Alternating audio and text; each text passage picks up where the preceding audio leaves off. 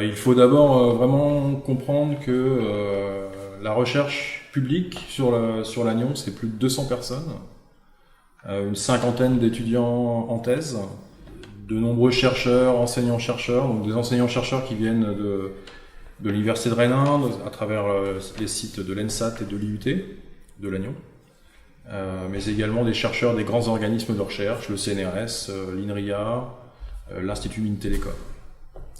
Et il y a également un soutien évidemment à la fois administratif, technique, à travers des ingénieurs de recherche. Alors ils y mènent une recherche de qualité sur des thématiques variées autour de grands enjeux scientifiques et sociétaux, et au sein de laboratoires reconnus. Alors on peut citer différentes UMR du CNRS, l'IRISA, Photon, IETR, CRAP, et également le laboratoire de chimie de Rennes. C'est cette recherche qui garantit justement un enseignement supérieur de qualité au niveau technicien, au niveau ingénieur, et qui a également un impact fort sur l'écosystème industriel, économique local. Alors on y trouve par exemple l'électronique et informatique embarquée, avec notamment des prises en compte des contraintes énergétiques, les réseaux de capteurs, les télécommunications sans fil, les télécommunications très haut débit optique, les réseaux.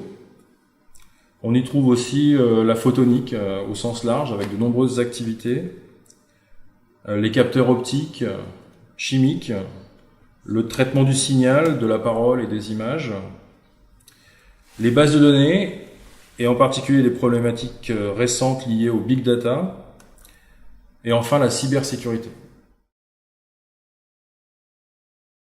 Alors l'impact de la recherche se mesure tout d'abord par de nombreuses collaborations avec le monde industriel, les grands groupes, les PME, les startups.